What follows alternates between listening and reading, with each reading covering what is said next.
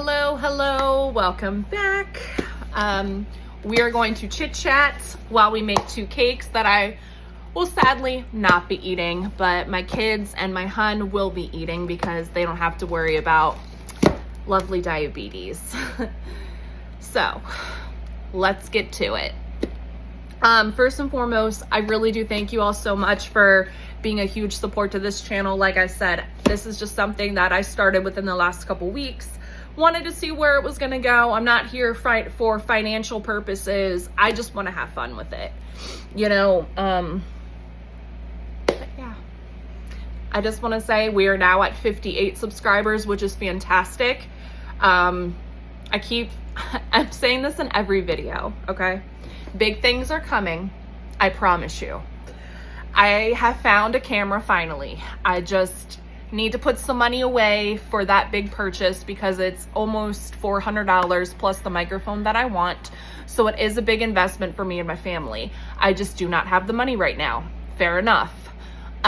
With that being said, let's get this ball rolling with our 2 delicious cakes. And then we'll chit chat about a couple things. All right, so I'm gonna start with the triple chocolate first. I'm just gonna read the ingredients. So heat oven to 350 for aluminum, which I will be using some cheap aluminum pans, which is completely fine. I don't wanna do dishes. As most of you know, I am in a rental property. I've been here for the last 4 years. Hopefully next year we are going to be getting a bigger place. That is my goal. I would love an extra bathroom. I would love a bigger kitchen. This house does not have a dishwasher, which is a bummer, so we hate doing dishes around here. But yeah. So, already did that. So I need 1 cup of water, 1/2 cup of vegetable oil, and 3 eggs. All right, so I got my bowl here. I got my eggs, my vegetable oil, and then I'm gonna have to get some water. So let's chit chat. So I will go into my diabetic journey with you guys. So I was diagnosed a type 2 diabetic the end of 2018 into 2019. I kind of had the feeling in the back of my head when I was a teenager. I kind of knew there was some insulin resistance, and if you can tell, if there's like a huge darkening around the back of your neck, or you have darkening around your elbows or your knees, that's kind of a sign that's insulin resistance. I always thought it was dirt.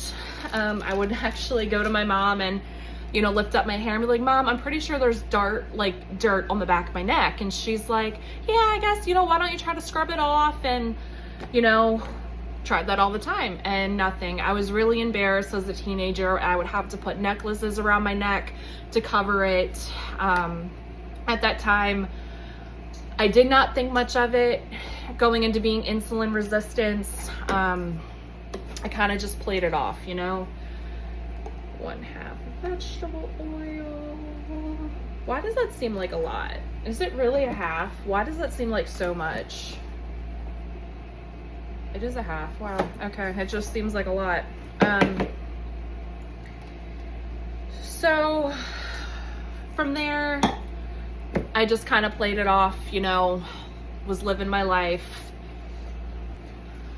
So I was on ADHD medications for a long time because I do have ADHD and ADD. I am not on those meds currently. I probably should be, but a lot of it is bad for your heart, as you know, and it is a stimulant. At that time, I got really skinny.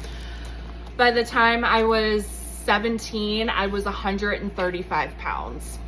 I know that's hard to see because I'm a bigger girl and I've also had 2 children. But yes, I was 140 pounds. I looked really emaciated, I will say. If you guys want to see pictures of teenage me, I will gladly show you. How much water was this? 1 cup. How much we got? 3/4. So let's scroll back here. that looks enough. Let's go to 2018, 2019. At 2018 to 2019, I was going through, at that time, a relationship that I was with somebody for a long time. I was with this man for years, thought I was gonna marry him. Things kind of started going south in that relationship. He did live with me. His mother ended up passing away, to where he completely turned off all of his emotions. He started getting really aggressive, and just, he did not how to take control over those emotions. So he was taking them out on me, just shutting himself away. So that led me to start drinking. At that time, I don't think my parents really knew what I was doing. I also was working ER at that time. I had my daughter with me as well. My mom had to be a full-time caretaker to my daughter at that time, just because I was working all the time. I was potentially going through a breakup. But yes, I drank heavily of alcohol. Wine was my best friend. I would go through a bottle, almost 2 bottles a night, and still working my ER job. I would be sober, but getting off work, I would start drinking. I started noticing some blurred vision, didn't really think much of it. I kept wanting soda, like I was craving soda, so I would go to the store, I would get cases of Mountain Dew. Like, I think I drank 12 cans of Mountain Dew in one night. Long story short, going forward, I woke up, I started feeling like my blur vision was so bad, like I couldn't drive.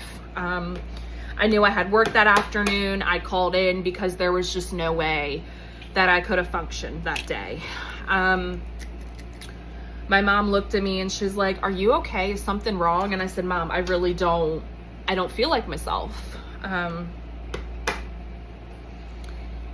So she kind of was like, "Okay, well, what is it?" And I was like, "Well, my vision's just so blurry, and, you know, I don't know what's wrong." And she's like, "Do you want to test your," whoops, gotta get the eggshell out. She's like, "Do you want to test your blood sugar?" And I said, "Sure, you know, why not?" So she got out her little meter, because she was a type 2 diabetic as well. And she's like, "All right, give me your finger, we'll prick it, and we'll see what's going on." So we pricked it, and the meter couldn't even read. It just said high. So I didn't know how high it was. I still was like not functioning. So immediately I was like, I probably should go to the ER. I did. I ended up going to the ER. My blood sugar at that time was 640.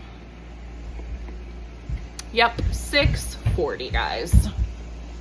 So right then and there, the doctor at the ER gave me insulin and said I needed to follow up with a primary care and, you know, find an endocrinologist, things like that. So, went to my, you know, that week, obviously I wasn't working. Ended up obviously getting the appointment, got blood work. 2 days later, they said my A1C was 14.9. How I was even standing, they were unsure because it was really high. So at that time, we had a lot of work to do. I was put on 2 insulins and metformin. I was put on a long-acting and a short-acting insulin at that time. I will tell you guys my weight at that time. I was over 300 pounds. If you want to see pictures of that, I will gladly show you. It wasn't pretty. I'm not proud of myself. I definitely was not healthy. I was really ashamed. I was disgusted, pretty much. So after figuring all that out, within a year. Like I said, I got out of a really bad relationship. I got into a new relationship, the guy that I'm with now. In other words, he did save me, I will say. We managed to get my diabetes under control. I lost a lot of weight. And that's kind of also where the GLP-1 went into effect, Ozempic. We ended up finding out that I was pregnant. I got my A1C down at that time to, well, before I went on Ozempic, obviously. I found out I was pregnant. My A1C dropped to, at that time, I want to say a 9, which was not great for pregnancy. Sorry, I'm like chit-chatting, doing things with you guys. I'm sorry. It's just a whole thing I wanted to talk about. Was on definitely 2 insulins during my whole pregnancy. At that time, as most, I've seen a comment asking me about my mom. They ended up seeing my tattoo and wanted to know what it said. This is a huge subject for me. I ended up losing my mom when I was 6 months pregnant with my son. If you have lost a parent, my heart goes out to you, because it is one of the worst pains emotionally that anybody could go through. I lost my best friend, the only person that I could go to about anything, and I always had that support from her. She was never mad at me. Oh my God, she was an angel. As much physical and mental issues that she was going through, she was a very strong woman. I cannot say enough about her, and you will probably hear me talk about her a lot because I miss her so much. We just passed 6 years. I'm so sorry, guys. I'm trying my best not to get emotional. As you can see, the tears in my eyes. But I was carrying my son for 5 months to 6 months. And having to bury and carrying a child was probably one of the hardest things I had to do. It wasn't easy. I have to pause right here. Give me a moment. Whew. I don't know what else to say about that. She was an angel. Definitely one of the women that would rip the shirt off her back and give it to you if she had to. It was just shy of my parents' 40th wedding anniversary.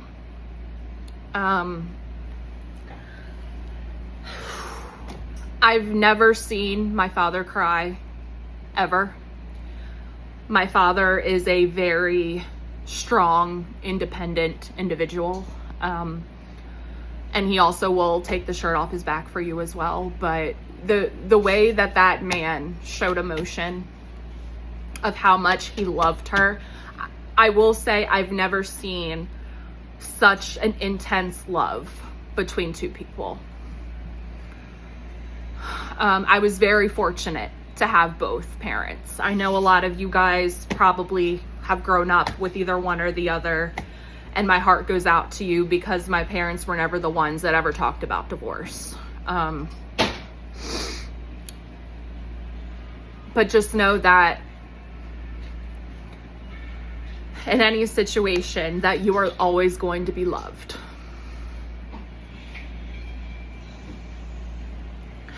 Sorry, I got way sidetracked. This video is going to be super long, guys, so I do appreciate everything. So back on track to my diabetes. After I had my son, that's when I went on a GLP-1. I was on Ozempic for a while, So I kind of started, obviously, the 300. Of course, when you're a diabetic, you do end up losing a lot of weight too, because it just kind of, that's what happens. I don't know how much weight I lost within a 2-month period being a diabetic, but it was quite a lot. With the Ozempic, I dropped down to 210 to 215. Probably the skinniest I was since I was a teenager, really. As of right now, my weigh-in is 232. That disgusts me in general. And that is also because I've been off of a GLP-1. I was in and out of jobs. My mental health, in and out of mental health is a struggle. But we're gonna get back on track. Things have to change. I know how I can change. I know what I have to do. But I appreciate you guys so much. So much more than you know, that you guys have stuck by me this long. There will be other ranting videos. So thank you so much for watching. Oh, sorry. See, this is my ADHD brain. I got the cake in. She's gonna be baking for about 35 minutes, and I'm gonna check it, and then I'm gonna bake the other one.